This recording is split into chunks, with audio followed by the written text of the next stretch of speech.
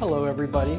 So, I would like to talk about why some people, after being vegan for a while, decide to go back to eating animal products and more or less give up on the notion of veganism altogether. Now, I'm sure there's a lot of reasons, but the three that come to my mind are one, um, running into health issues, two, not being able to deal with old habits. And three, the big one for me is relationships. So if we go to the first one, running into health issues, I think what's really important here is, and this can be a mistake for a lot of vegans, is when you do decide to go 100% plant-based, you're not very well equipped. You haven't really educated yourself well on how to do this correctly. And you've more or less just basically traded animal products for plant-based foods. And you're not necessarily eating healthy or optimal. And so it's important to get educated, learn as much as possible, as much as you possibly can. And the information is out there in abundance, and a lot of it's for free. Go online, do Google searches, look up YouTube videos, get books, read as much as you can possibly read on the topic, and learn as much as you can. And get a good foundation there for you to start with. Find a particular way of eating as a vegan that will be optimal for your health. And there's different vegan diets that you can follow. You can do raw to 4 starch solution, 100% raw. And then there's variations within those three. And there's the question, you may want more protein, you may want less protein, more fat. You're unique. You have certain needs that need to be suitable for your fitness profile and your lifestyle.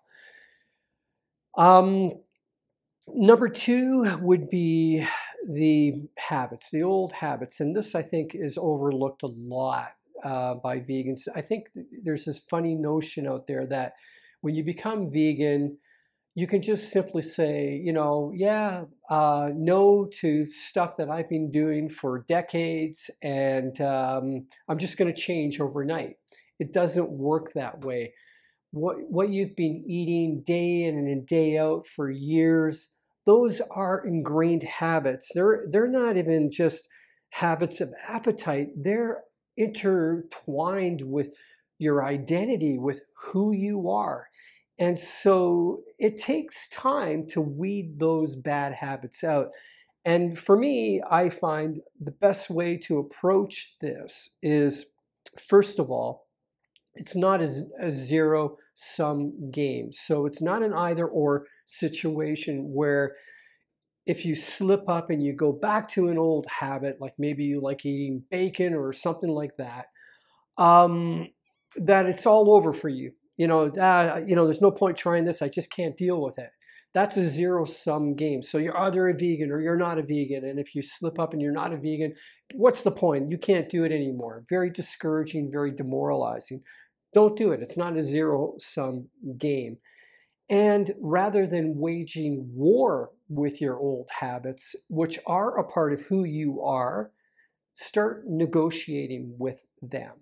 And that, I'll give you a really simple example here. When I decided to give up drinking, it took me a couple of years before completely eliminating it from my life. And, because prior to that, I enjoyed drinking. I wasn't an alcoholic, but it wouldn't have taken that much further along the road for me to become one. I was a pretty steady drinker. I enjoyed vintage wines.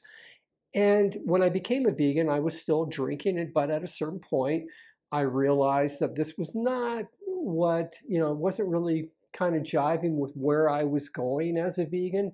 Vegans can drink alcohol. There's no big deal there, but I was really getting into health and fitness, and this wasn't fitting in well with that. So I negotiated with that old habit of mine, and I basically, over time, decreased the amount of alcohol I consumed to the point where it was almost nothing. And when I decided to completely give it up, it was a non-event. There was nothing to it. And I've never looked back. I don't even crave alcohol. I haven't in years. And it was just, so that might be an idea for you. Negotiate with your old habits, work out a deal where, here's the plan. You're going 100% vegan, but I understand, we've had this relationship for a number of years, and okay, let's work out a deal here that we can get me now to this 100% plant-based. And I find that can be an effective way of doing that, rather than waging war and more or less splitting yourself in half, because those old habits are who you are. Now, on the third one, relationships, that I find when I talk to people who are considering going plant-based to be the biggest fear they have, like parents, for example. They're afraid of, what are they going to feed their children now? Like, are they going to meet their nutritional needs? Or, the disruption that it will cause in their family. And, or if you're a very sociable person and you've got a lot of close friends, how is this going to fit into my social life? Or your colleagues at work, you may go to a lot of business dinners and things like that. How am I going to do that in those situations? And that can be a real frightening prospect to face. And so, what I recommend when I'm talking to people in those situations that are considering going plant-based is I just back it all up and I say, hold it. Let's not look at the mountain and get totally discouraged and think I could never get to the top. Let's just take baby steps here. What can we handle now for yourself? I mean, this is right at this point in time for you. This is a personal decision. You want to become plant-based, but you don't want to create serious disruption with your relationships. You love your family, you love your wife or your husband, you love your children. You don't want to alienate them from your life. So what do you do here? Well, first of all, for those considering becoming vegan, I usually tell them to just begin simple. Maybe start off by just doing meatless Mondays, and then maybe increase it to meatless Mondays and Tuesdays. And while you're doing that, communicate with your family members and with your friends and whoever you have relationships with, whoever you're close to. Communicate with them that this is where you're going, that this is the direction that you're interested in going in being vegan, and that you would really appreciate their support, that you value their friendship, and their support would mean so much to you.